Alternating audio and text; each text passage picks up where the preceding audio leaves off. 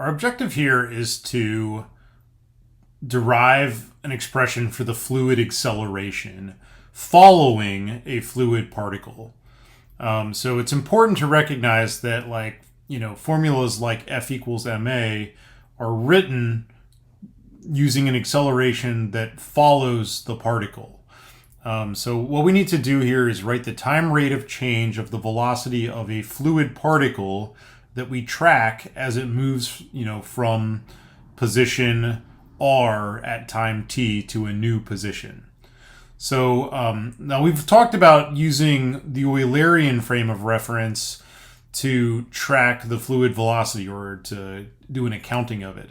So from that Eulerian point of view, a particle would start with velocity v at location x, y, z, and time t, and then at a time delta t later, it would be at a new position, and at that new position, it would have a velocity that's associated with the velocity at position x plus delta x, y plus delta y, z plus delta z, and t plus delta t. But the important thing is that it will have moved during that time by a distance delta r, where I'm going to write it here with a little twiddle that recognizes that that r, the displacement, is a vector. To be clear, the definition of velocity vector for us is that the x component of velocity is denoted by a u.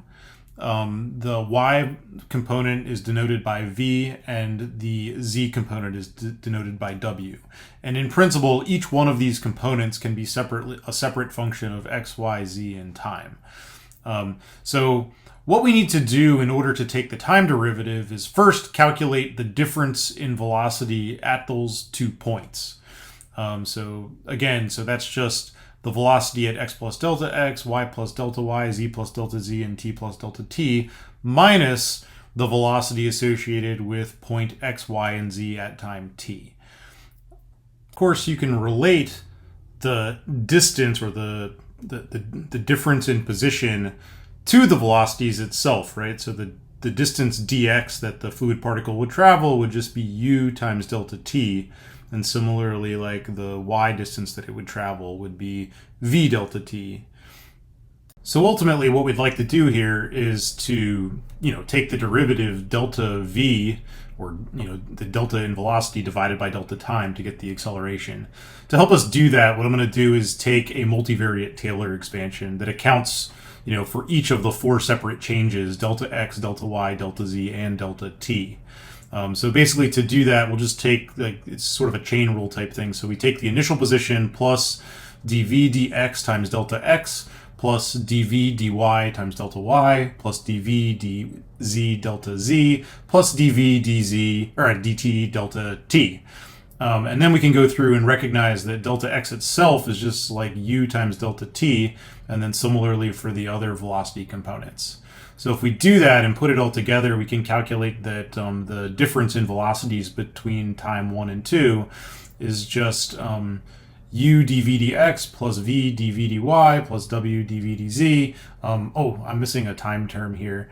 Anyway, times delta t.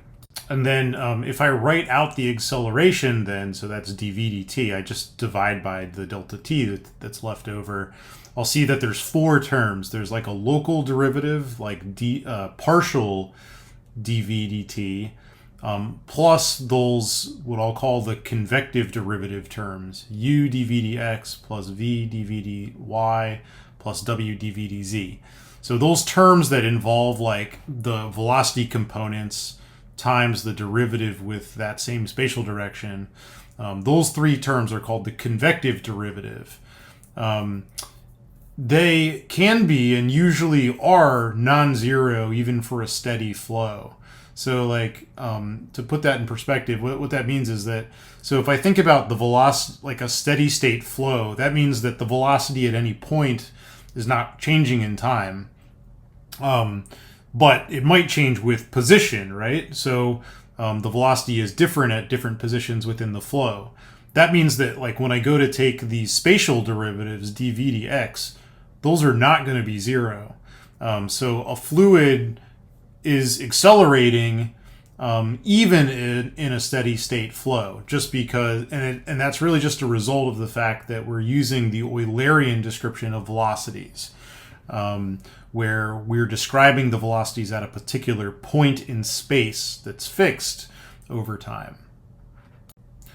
So the set of derivatives that we just came across forms an operator, meaning that if I have any particular quantity, I can act on it using that operator.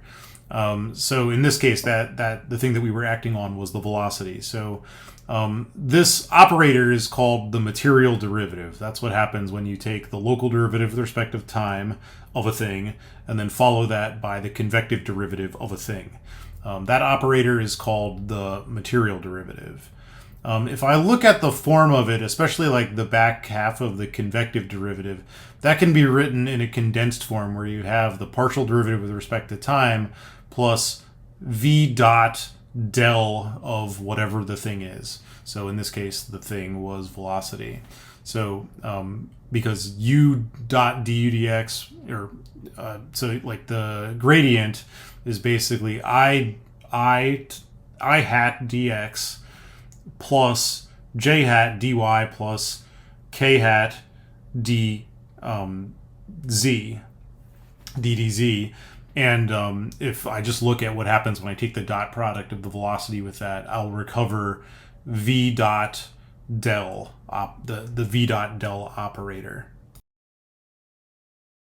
All right, so in order to make sure that we understand exactly what we're doing, what I'm going to do is let's write out the three components of the acceleration using this material derivative.